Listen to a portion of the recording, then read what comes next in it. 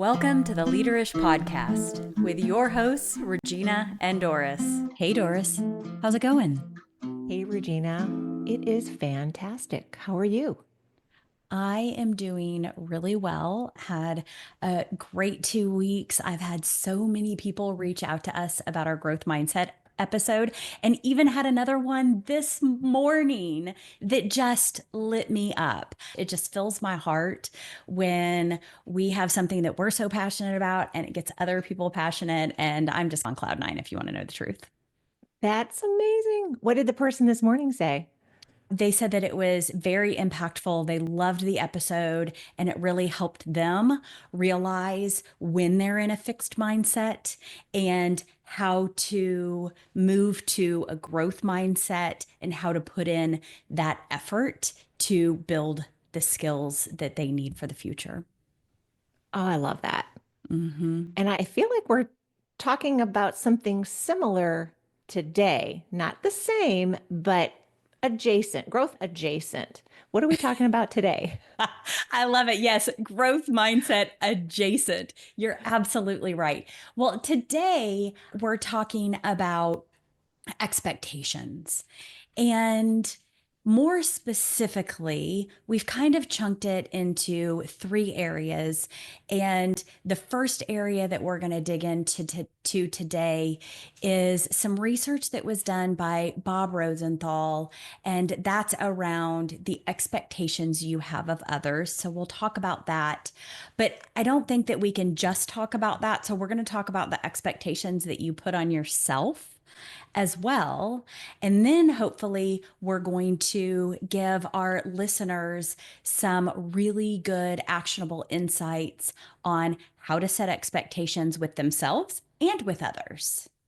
That is a great topic. I love this topic. I'm very passionate about it, almost as much as I am on growth mindset. So I'm super excited to get started. I know that you use Bob Rosenthal's study in a class that you used to teach or a workshop you used to teach. Can you share Yeah. with our listeners a little bit more about that study? Yeah, I would love to. And just so you know, the link to this video that I find very impactful is in your show notes. So if you want to even pause right now and you want to take a look at that video, please feel free to do that. It's a YouTube video, it's just a few minutes long. What Bob Rosenthal did is he took a group of mice and he put on their cages, these are the smart ones and these are the dumb ones. And then he brought in researchers and he said, hey, you guys have the smart mice and we need you to train them on this. And you guys have the dumb mice. Sorry, but you still need to try to train them on this. You know, they're dumb, so whatever, probably won't work. The interesting thing about this research, it's not about the mice, it was about the people. And because he set the expectation that you have smart mice, their mice did exactly what needed to be done. But for the group that had the stupid mice, they did nothing. It was unbelievable and unequivocal. They walked into the study with an expectation and met that expectation, even though there was zero difference in these little mice. Zero, no Yep. difference. They randomly labeled, or Bob randomly labeled these mice, and there was no difference between the mice. The only difference was the expectation that Bob set with the researchers. How do we take that study and move it to humans? Yeah. So the study was on humans. And essentially, what Bob realized is that the expectations we set on people will be met. So if you set low expectations on someone, they're going to meet it. If you set high expectations on someone, they're going to meet it. You, as the expectation setter, actually have all the power in the outcome of whatever task or situation you're in because of the expectation that you set. So the flaw that a lot of people do is making assumptions. They meet someone, they assume that this person is not capable, or they assume that this person is very capable. And Mhm. then they treat these two people that might be exactly the same, but they treat them based on assumptions that the leader has made. That's right.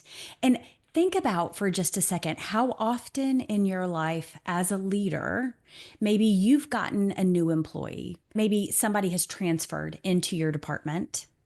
And maybe their old boss or an old peer or someone you know has kind of put a little earworm in your head to say, yeah, they're not really good. They didn't do a good job. Don't expect much from them. And then you're like, oh, all right, I'm not going to expect much from them. I've already heard that from someone else. And then we take that expectation. And whether we've even psychologically processed that or not, we act on it. Hmm. And then we set different expectations, and we have an expectation in our brain of that person's performance. Absolutely. I'm sure we do this with our children too. Yeah, I think a lot of times we do. I have two very different children. They are night and day, these two guys. They are boys. They are only 21 months apart. You would think that they have the same two parents, but they are completely different. And often I find that I have different expectations for each child. In fact, I tell my oldest all the time, I don't treat you equally, I treat you individually, Hmm. which I think actually is a pretty good thing. But also, the reason that I treat them individually is because I have different expectations for each of them. Yeah. Yeah. I know my dad treated my brother and me very differently. I was the A student. I could do no wrong. And my dad treated my brother in the very opposite way, just making assumptions. And it was not healthy. It wasn't healthy for him emotionally. It wasn't healthy for the household. And after my mom passed away, I took a little bit of that on myself and I wanted to be the boss. I tried to be the mom in the household and made my own assumptions that weren't correct and that weren't healthy for the relationship between my brother and me. And today we have a very healthy relationship. But at the time, when I was a teenager, it wasn't so healthy. Yeah. Yeah. And probably some of those expectations flowed over. So you Hmm. maybe subconsciously picked up on someone else's expectations in this situation being your father's, and you lived out those expectations of your brother at the time Yes. when you guys were younger. I think sometimes that happens even at work. You subconsciously take on the expectations that other people have, and then you apply those to that person. That can serve you well if you believe you have a rock star top performer, because you're going to set those expectations that they are a rock star top performer. Absolutely. But what happens when they're the dumb mice? Mhm. Or when you witness behavior that isn't great and you allow that to turn into even worse behavior and worse behavior. Mhm. And at the end of the day, that person may wind up losing his or her job because you have set these expectations perhaps incorrectly or a little lower than you should have. And when they meet or don't meet those expectations, when they fall short of even the minimum expectations you've set, they wind up turning into an employee that sometimes can't be counted on. But if you are able to turn that around, if you're able to notice someone's underperforming and try to turn them around by setting higher expectations, but really helping them visualize and become the person that you want them to become. So turn those expectations around.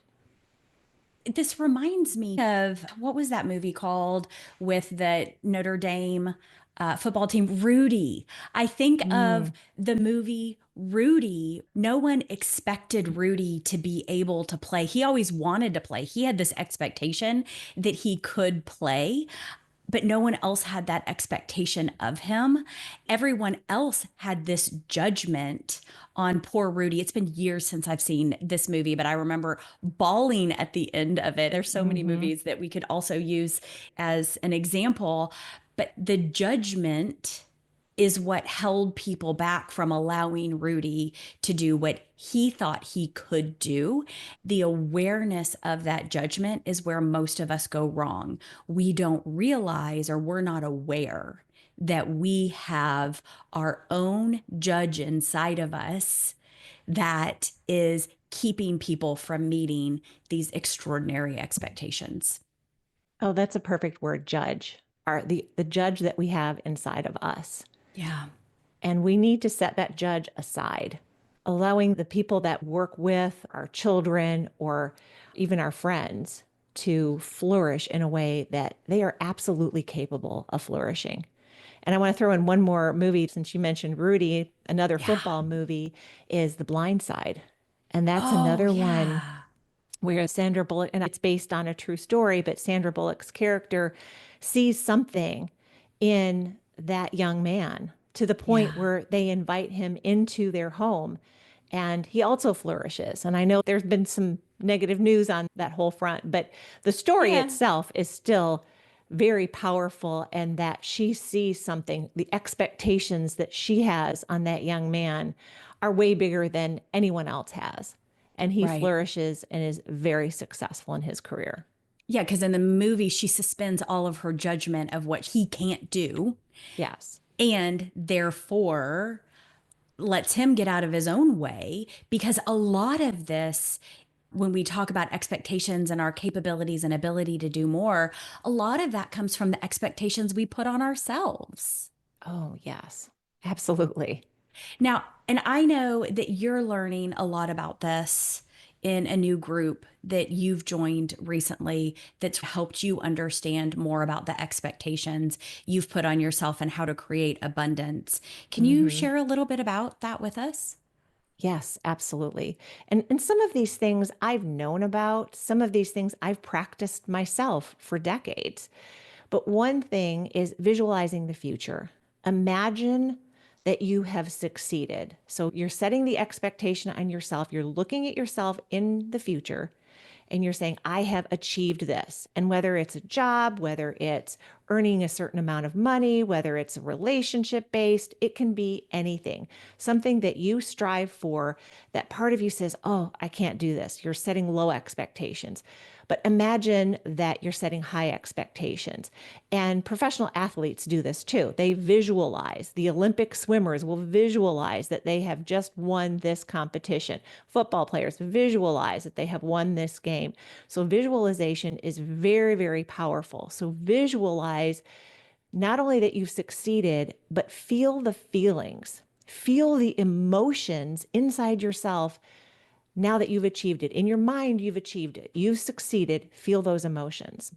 You know, This, I have a friend who shared with me one day that there is no way that she could do the job that she does at any other organization. The only place she could do that job is the organization with which she currently works, and it's holding her back. And I think part of what you just said and visualizing the future and her visualizing herself doing that job at a different organization could be crazy powerful mhm. to get her out of that block because she has blocked herself from believing. She set the expectation for herself that she can only do that job at that company. And I know how that feels because I've been there before. Yeah. And I would suggest for her, visualize yourself sitting at a different desk. Visualize the surroundings around her are different, that her coworkers look different. The window, the view outside of the window is different. If she can visualize herself sitting at a desk in a new organization, it doesn't even matter what the organization is. If Yeah. she knows of one, maybe she can visit it and imagine herself sitting at a desk in that organization. But again, feeling the feelings that come with that, that she has now been offered a job and she's now sitting at that desk and she has a new supervisor, she has new coworkers. If she can imagine that and visualize that, that is the first step in succeeding. What's the second one? The second one is act as if you already have it. So again, whether it's a job or relationship, you behave as though you already have it. I've been coaching and mentoring people on this for decades. Let's say you're a manager and you want to be a director, and this is there's a promotional type of opportunity. Act as though you are already a director. Mm-hmm. Pretend that you are already the vice president. So your behavior has changed. If you want more money, act as if you already have more money. Behave that way. And that is the power of abundance. The third one is invest in yourself. This is so important. Sometimes we're afraid to spend the time, energy, money on improving ourselves. But at the end of the day, it's an investment. You don't think you can exercise? Spend the time. Invest in, maybe it's a gym membership, maybe it's a Peloton at home, whatever it is, invest in yourself. Or for me, as an example, we're both coaches. We need to invest in coaching. So this Mm-hmm. program that I just started, it wasn't cheap, but I decided to make an investment. And I believe that this investment is a coaching investment. And I'm going to improve myself based on the investment that I just made. Yeah. And the fourth one is practice gratitude. It's so important that we stop for a moment every day and think about the things that we're already grateful for. What do we already have in our lives that we can be grateful for? And write 3 things down every single day. What are 3 things that you can Yeah. be grateful for? So one of the things I wrote down today is this podcast. I am so grateful for this podcast and the fact that Regina, you and I can get together on a biweekly basis, whether it's just the two of us or when we have guests. But I'm so grateful that I found you. I'm almost going to start crying, but I'm so grateful that we met. I'm grateful for the person that brought us together and that we can do this on a biweekly basis. So And those I'm are grateful 4 for, things that are so important to me. yeah, I just want to take a second for gratitude too, since you just did that so beautifully. I'm grateful for all of you who tune in every other week and who listen, or for those of you who binge while cleaning. We have some of those too. I have a dear friend, Heather, who does that. She'll clean on the weekends and binge our episodes. I love it. By practicing gratitude, it also reframes our brain for all of the goodness that we are open to. By thanking all of you for listening and being with us on this journey as we build this podcast. That is one of my practices of gratitude. So I think I heard 4 steps. I just want to go over those really quick because the expectations that we put on ourselves are oftentimes quite negative. In order to adjust those expectations into a more positive framework, the first step is to visualize your future, see what it is that you want, close your eyes, and actually try to experience it in your brain. There are studies that show that practicing free throw visualization is just as impactful as spending the same amount of time in the gym throwing those free throw balls. They have the exact same benefit. So visualization works. The second thing was act as if you already have it. There is abundance there. Go forward with you have already met that goal, whatever it is. The third thing was invest in yourself, build your skill set, spend the time or the money, like you had said, the gym. And if the gym is not your thing, then invest time and go for daily walks or jogs or do sit ups, whatever that looks like for you. So make that investment, whether it's time or money. And then the last one that really impacted me a lot, and thank you, Doris, for that, was the practicing gratitude so that you can reset those expectations on yourself. Great summary. Thank Yeah, you. that was beautiful. Well, I think that kind of The last thing that we wanted to talk about is how do you communicate expectations? You know me, I love a model. We talked about how do you reframe your expectations with that four-step model, but then how do you set expectations with yourself or with others? I think that's the next piece of this discussion. I developed a four-step framework that I have trained in many development classes. The class is called Getting Work Done Through Others. The first thing that we talk about is setting expectations and how to set expectations with others. We actually kick off with a video that is in the show notes. I wanted to go through those four steps of setting expectations so that you have a model that you can leverage going forward. There are four components of setting clear expectations, and the first one is clarity. So you want to make sure you clearly and simply state the expectation. Let's say you are a bank teller and or you lead bank tellers. We'll use that as an example. It sounds like a great one. We all go to the bank. The clarity could sound something like our customers should feel valued and well assisted every time that they interact with us. This means that we are polite, professional, and attentive to their needs. That's the clarity. You are setting a very clear expectation as to what the future looks like.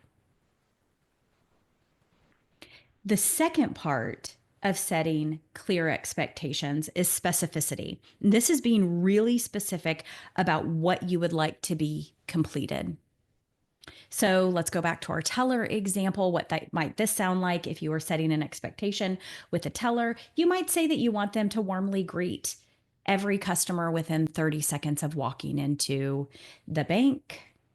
Maybe that you listen actively to their concerns without interrupting. Those are very clear actions that are specific that you would like to have completed.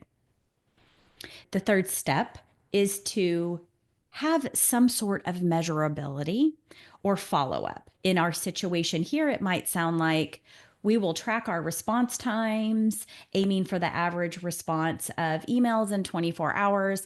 And I will observe as our customers walk into the office that they are greeted within 30 seconds. So there's some measurability there. And then finally, and I think this is the most important one, and I think this is the one that we all forget all the time.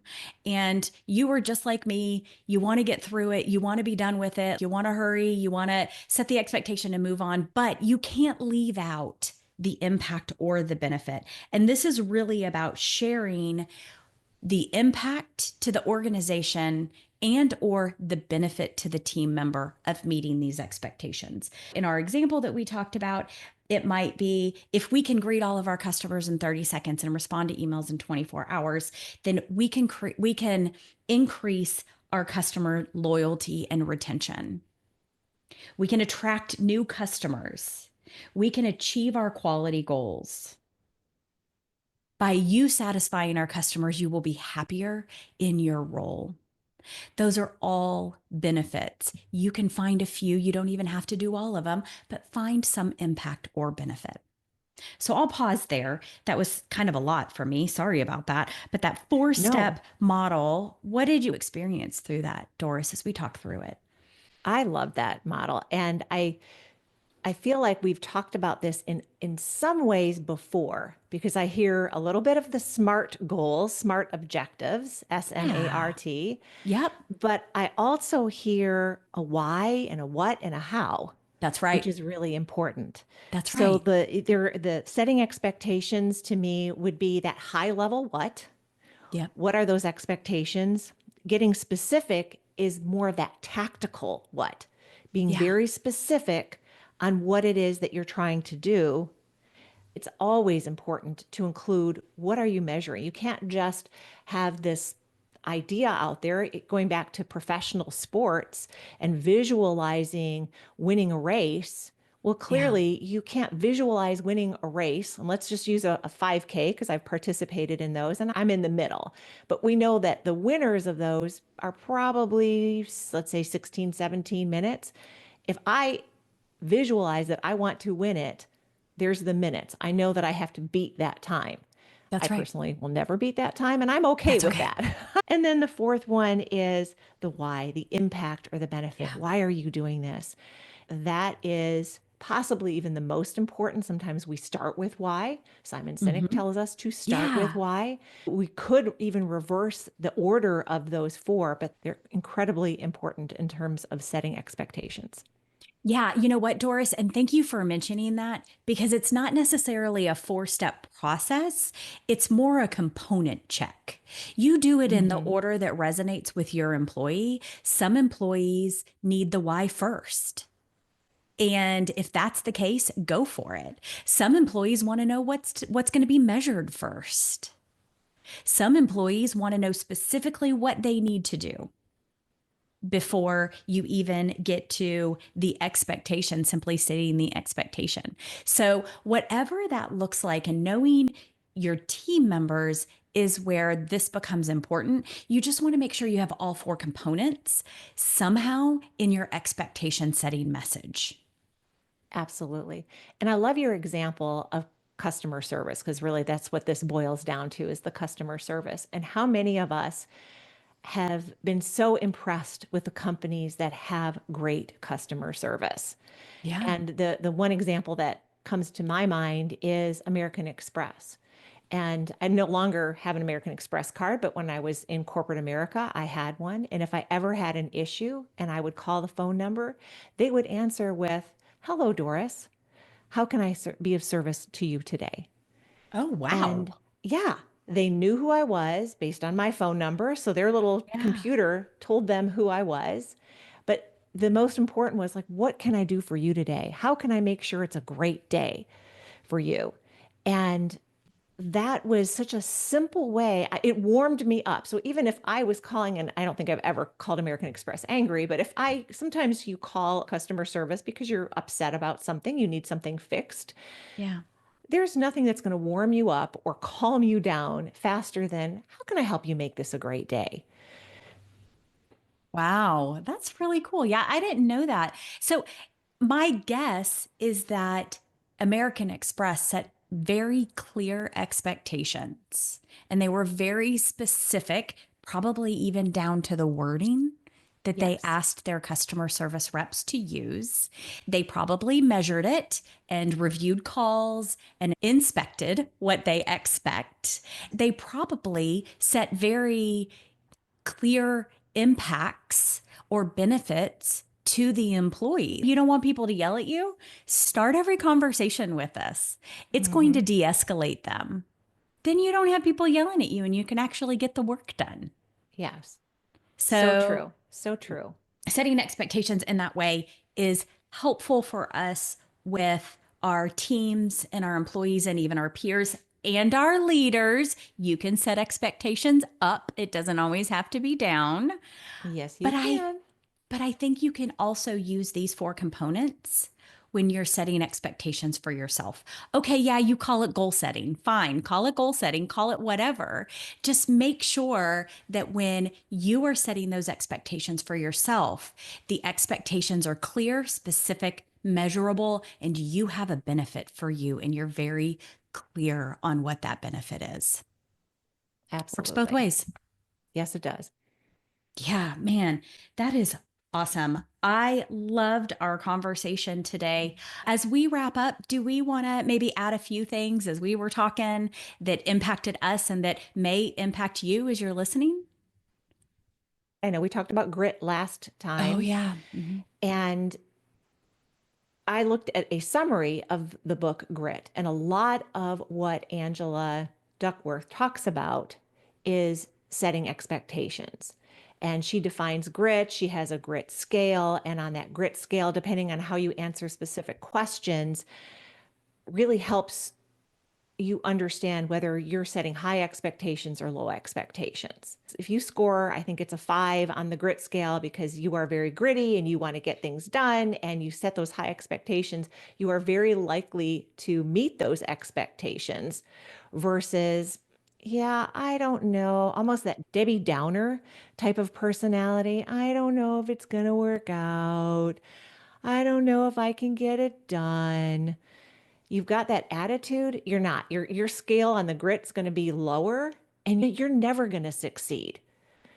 And you've Yeah. got to figure out how to adjust that. Even if you don't feel it inside yourself, even if you feel like I'm not going to be able to do it, if you can turn that around and say, yes, I can. I'm going to ignore that voice that says I can't do it. And I'm going to empower the voice that says I can do it. You are so much more likely to be successful and meet those expectations if you can turn that attitude around. Yeah, thank you for bringing that up. I grabbed my grit book and I pulled up that self assessment to figure out where you are on the grit scale. As you were talking, one of the questions is I finish whatever I begin. And if it's very much like you get 5 points. The Another question is I often set a goal, but later choose to pursue a different one. If you say very much like me, you only get 1 point. It is looking at the expectations that you set with yourself and how you follow through on those expectations. That just dawned on me this second as you were talking about that. Wow, that is my big takeaway. Thank you, Doris. You're welcome. And that second example that you just gave, shifting from one thing to another thing to another thing, Yeah. you give up so quickly that you never even give yourself a chance to succeed. Yeah. Yeah. And your expectation is for yourself is that you will give up quickly. What if Mhm. you just reset that expectation ever so slightly to say, I will maintain this level of intensity for 6 months or a year to try to Yes. accomplish this goal? Mhm. And you make it that measurable if that's your challenge. Yeah. And you might have to Oh, keep track of yourself. You might have to set daily goals. And it's easy to do sports analogies. I feel like we've done a number of those. But I know some people that talk about couch to 5K and starting. This is somebody that's maybe never run a day in her life and moving from the couch to I'm going to start walking every day to I'm going to run a minute and rest a minute, run a minute, rest a minute until you get to the point that you can run that 5K. It may not be fast, but who cares? The expectations you've set for yourself is I will finish a 5K. I will run a 5K. And if you set those goals, those daily goals on what you need to do to cross that finish line, you will do it. But going to your second example, if you try and it just feels like, oh, yeah, this is too hard. I'd rather binge watch TV than move. You're not going to succeed. that's true. Yeah. By the way, I did couch to 5K after I had Oliver. It was hard. I stuck with it and I ran a 5K. Now, before Oliver, I used to run 5Ks all the time. But after being pregnant with a very, very, very large child, my body just didn't want to do that anymore. But I got myself up to it and ran a 5K with him and luckily made some amazing friends in the process who helped me push him through the 5K. So that was great. That's amazing. Yeah. So thank you for that example because it just reminded me of, 10 years ago trying to run a 5K with Oliver in a stroller. That was fun. That's impressive. All right. Well, for me, I think with this episode, the thing that was newest and freshest to me was around the expectations you put on yourself and you sharing those 4 things that you can do to reset the expectations that you put on yourself so that you can have abundance in your life. You can have happiness. You can have the career goal that you want, whatever that looks like for you. And that was around the visualization for the future and acting as if you already have it, investing in yourself and practicing gratitude.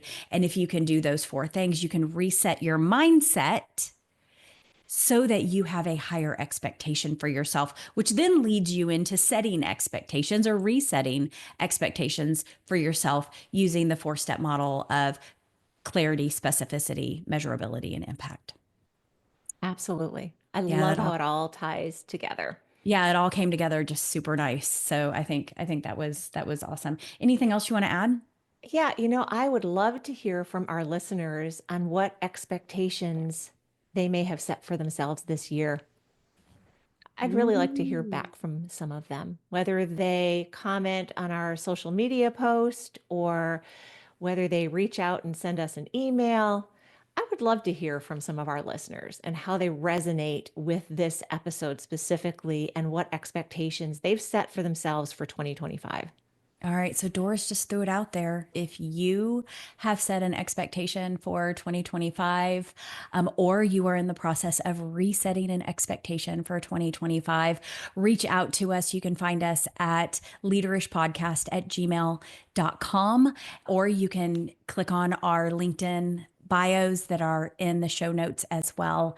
And you can share those with us through LinkedIn DMs or send us an email. I think even our direct emails are in the show notes too. So either way, whoever it is you want to connect with, we'd love to hear from you and how you have set or how you are resetting expectations for yourself this year. All right, that is about all the time that we have for today. Find all those links, they're in the show notes. Follow us on this journey as we delve into all things leadership.